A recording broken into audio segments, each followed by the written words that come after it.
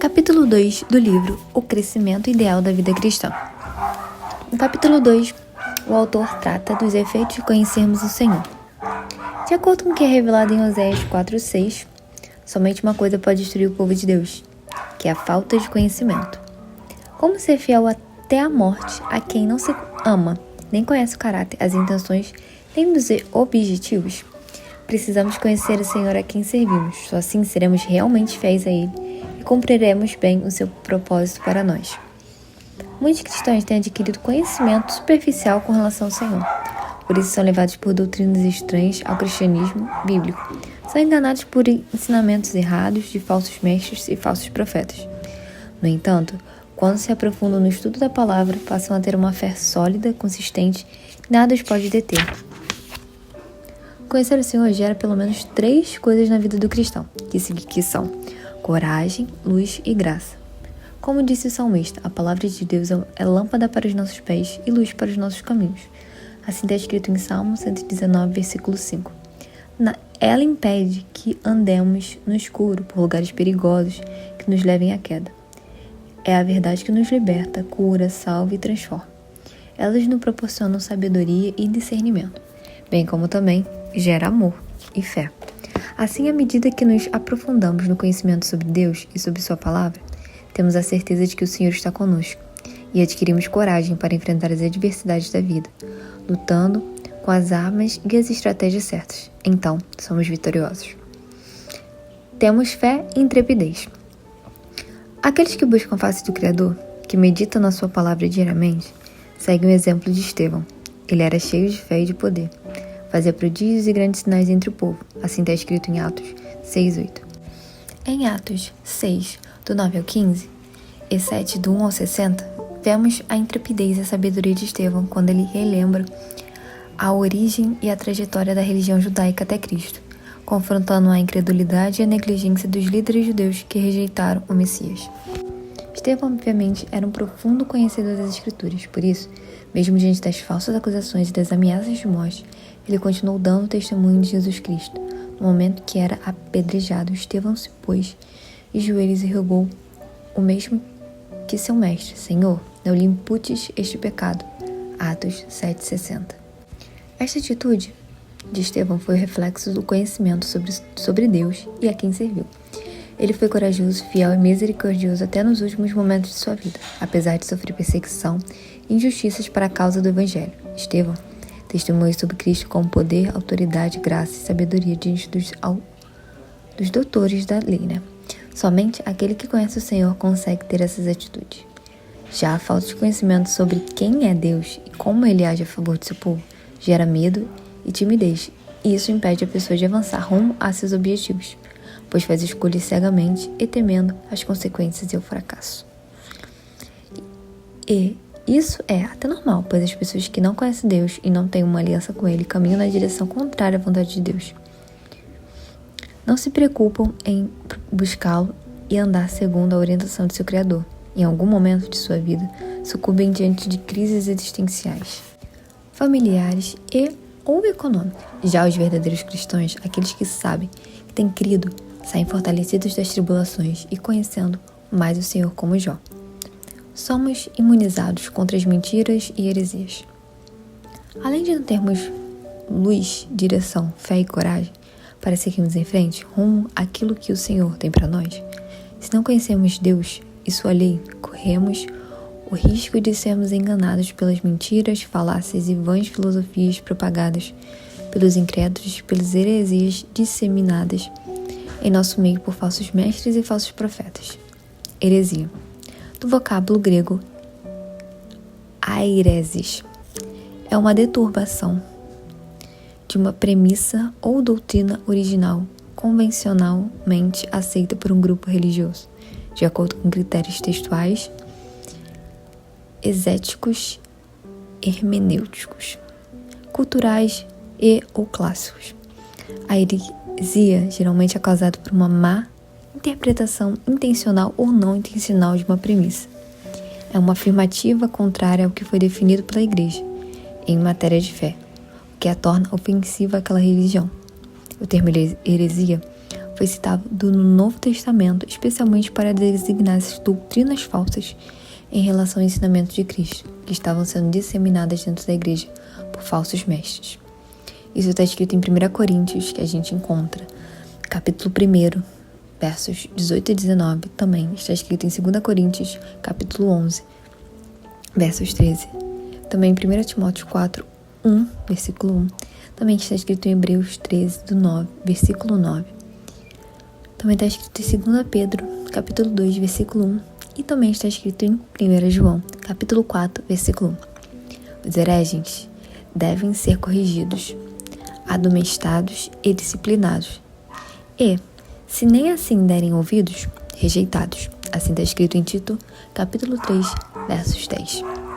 O próprio Salvador alertou que nos últimos dias surgiriam muitos falsos profetas e falsos mestres, que enganariam muitos.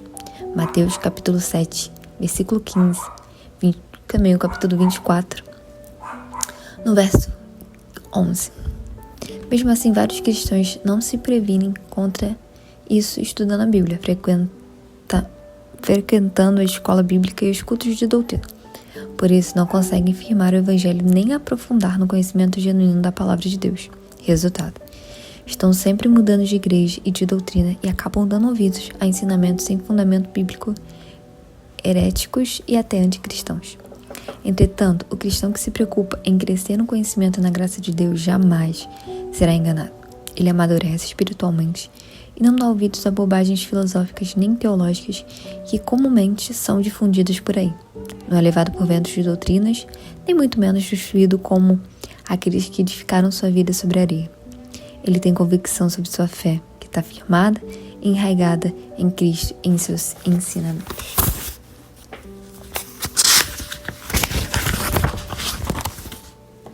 O apóstolo Paulo exortou: rogo-vos, pois eu, o prisioneiro no Senhor, que andeis de modo digno da vossa vocação, a que fostes chamados com toda a humildade e mansidão, com longanimidade, suportando-vos uns aos outros em amor, esforçando-vos diligentemente por preservar a unidade do Espírito no vínculo da paz, até que todos cheguem à unidade da fé e do pleno conhecimento do Filho de Deus, à perfeita varonilidade, à medida da estatura da plenitude de Cristo, para que não mais sejamos como meninos, agitados de um lado para o outro e levados ao redor por todo o vento de doutrina, pela artimanha dos homens, pela astúcia com que induzem ao erro, mas, seguindo a verdade em amor, cresçamos em tudo naquele que é a cabeça, Cristo, de que todo o corpo, bem ajustado e consolidado pelo auxílio de toda a junta, segundo a justa cooperação de cada parte, efetua o seu próprio aumento, para a edificação de si mesmo em amor. Efésios 4, versos do 1 ao 3. E também, versos 13 e 16. Atentemos para isso. Ficamos cheios da graça de Deus. Outra consequência de buscarmos o conhecimento de Deus é ficarmos cheios da graça do Pai. O que é graça? É o favor imerecido do Todo-Poderoso. É o amor do Senhor revelado em nossa vida por intermédio de Jesus Cristo. O termo graça, no grego charis, do qual que deriva de caridade, designa o amor espontâneo, benevolente e merecido do Criador para com os homens. É a expressão máxima da bondade de Deus, a revelação do Evangelho por intermédio da pessoa bendita do nosso Senhor Jesus Cristo. A consciência de falta altíssimo é a porta que nos permite ter acesso à graça divina, que foi manifestada por e em Jesus. Atende para as palavras de João, capítulo 1, verso 17. Porque a lei foi dada por Moisés. A graça e a verdade vieram por Jesus Cristo. É pela graça de Deus que temos a promessa da salvação, porque pela graça somos salvos, por meio da fé. Isso não vem de nós. É dom de Deus, não vem das nossas obras, para que ninguém se vanglorie. Com a graça do Senhor em nossa vida, temos amor, somos mais flexíveis com as pessoas, liberamos o perdão com mais facilidade, enxergamos com mais clareza as situações e conseguimos ser mais perseverantes em nossa caminhada cristã. No episódio narrado por Paulo, em 2 Coríntios 12, ele conta por 3 vezes que clamou ao Senhor, pedindo que retirassem o espinho da sua carne.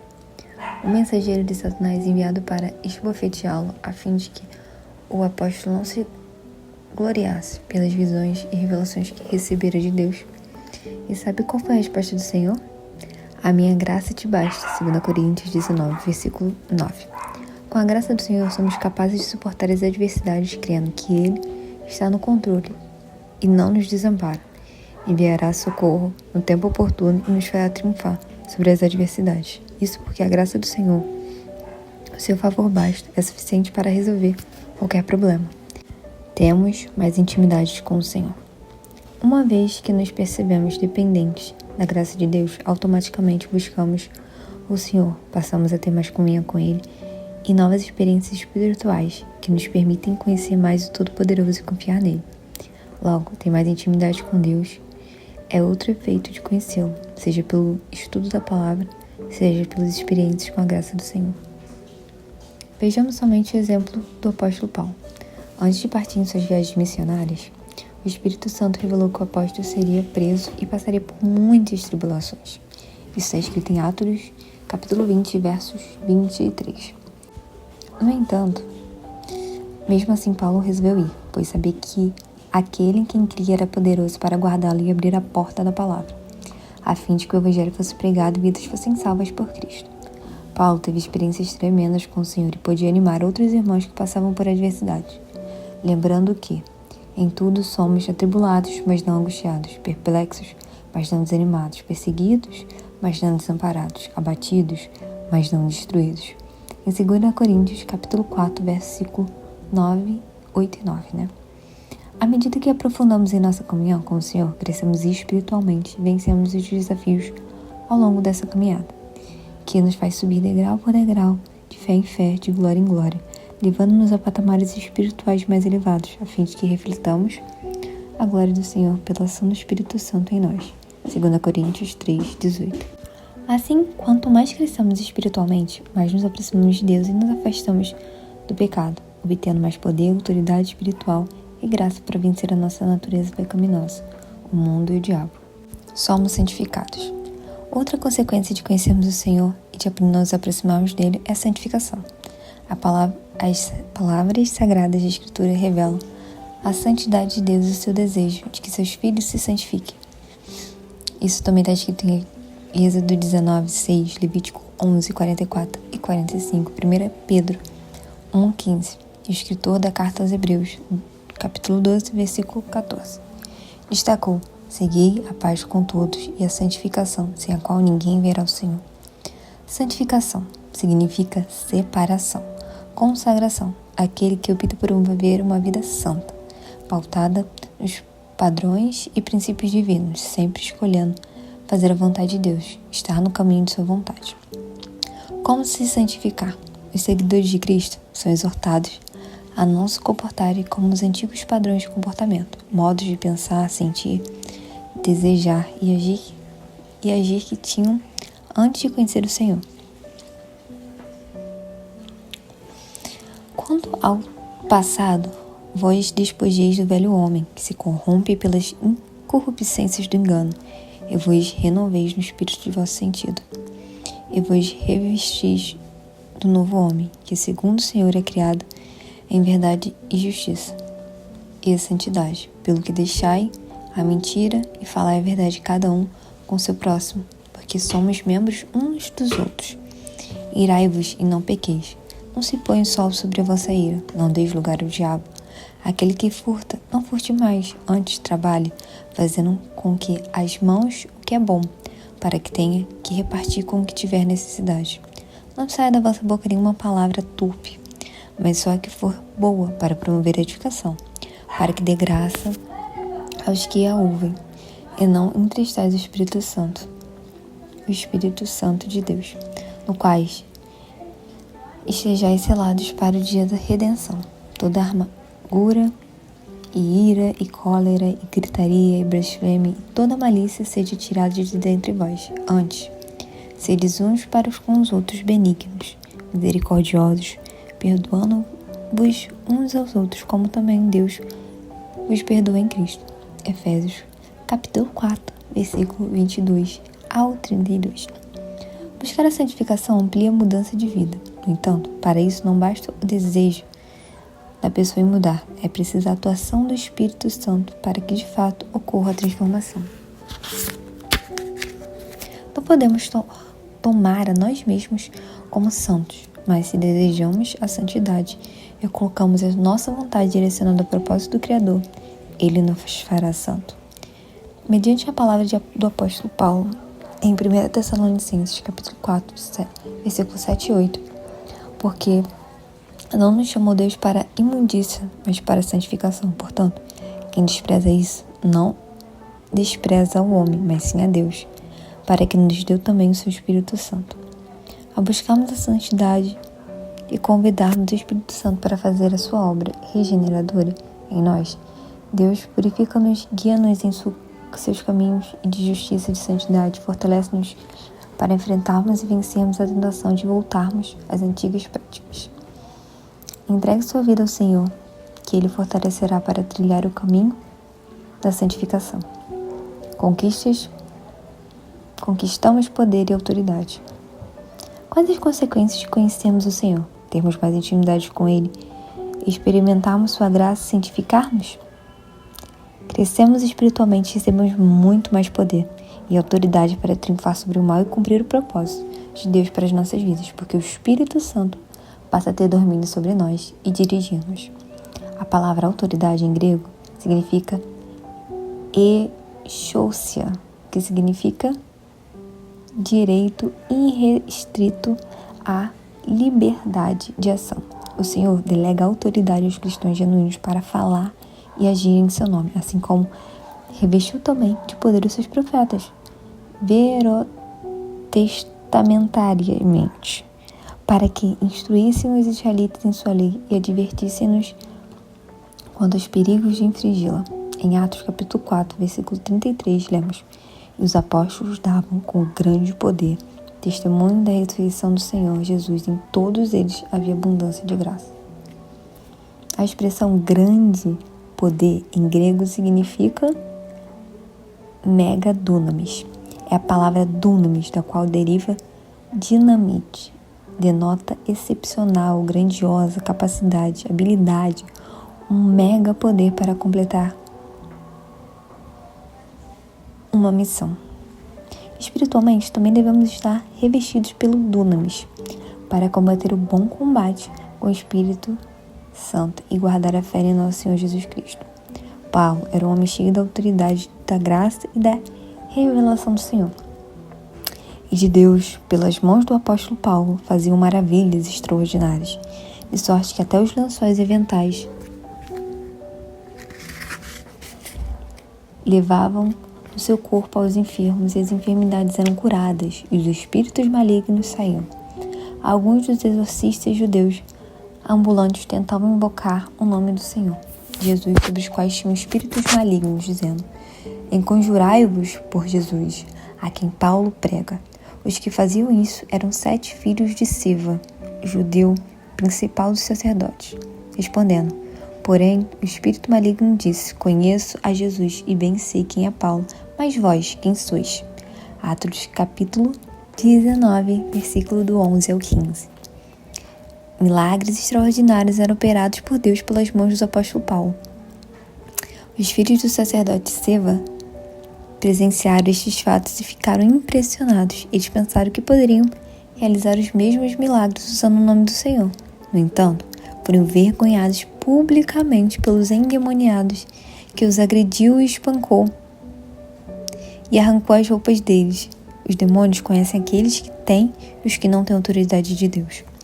Assim como não somos salvos por nossos méritos, mas pela graça, o poder espiritual e a autoridade para falar e pregar em nome do Senhor é chegada por Ele, é delegada, na verdade, por Ele, a quem se submete inteiramente ao seu comando. Seja obediente a Deus e será revestido de poder e de autoridade para pregar o Evangelho. Testemunhar com a própria vida sobre a obra de Cristo e levar muitas pessoas a buscar o Senhor, conhecê-lo e serem salvos por Ele. No próximo capítulo, vamos falar sobre os tipos de cristãos que existem na igreja, de acordo com o grau de desenvolvimento espiritual que cada um apresenta. Muito obrigada por assistirem esse capítulo 2. Em breve teremos o capítulo 3. Até mais. Tchau, pessoal.